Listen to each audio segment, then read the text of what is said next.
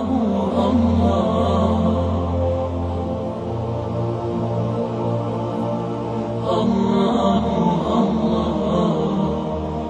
propos du maraboutage, voilà, ici, le mot maraboutage, c'est ça qui est la première chose sur laquelle nous allons essayer de discuter, avant d'en venir proprement au fond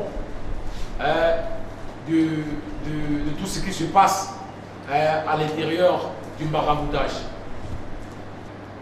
Ainsi, ici, le maraboutage, en fait, si ça va, je dirais, dans le bon sens, si ça va dans le sens de guérir, d'exorciser, d'accord? Ceci, exorciser ici, pas des pratiques licites, les pratiques recommandées par la sunna du prophète Mohammed sallallahu alayhi wa sallam.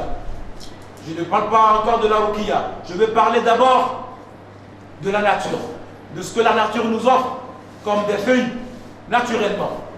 Des feuilles ici ajoutées avec de l'eau, pas des feuilles ajoutées avec du vin, parce que généralement c'est ce que les marabouts, beaucoup d'entre eux, ils font. Nous ne sommes pas d'accord avec ça. Et l'islam, parce que l'islam n'a jamais été d'accord avec ça. Allah l'a clairement dit, et le prophète Mohammed sallam a été clair là-dessus.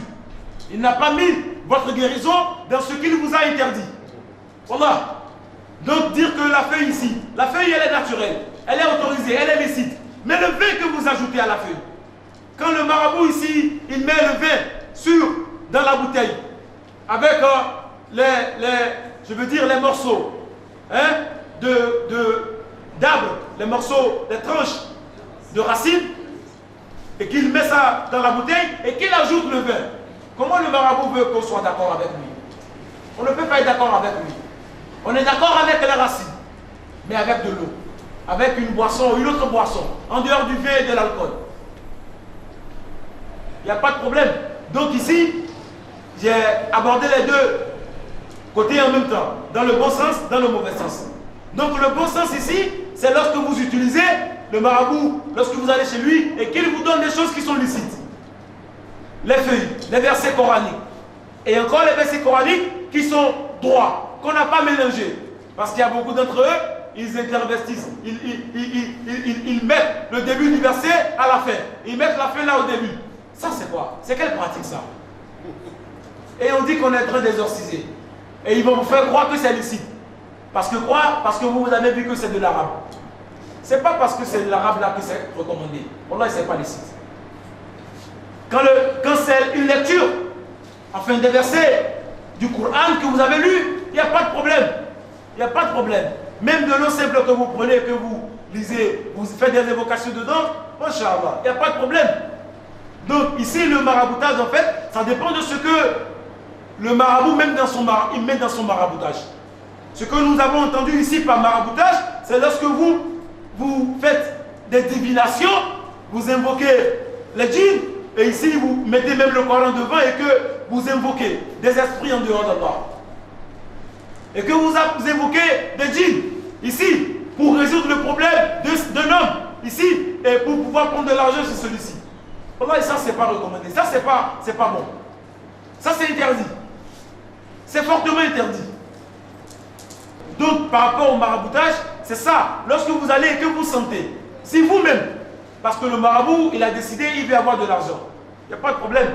Lui, il veut se faire de l'argent. Mais vous qui êtes parti, c'est parce que vous avez un problème. Parce que vous souffrez de quelque chose. Et vous voulez régler votre problème.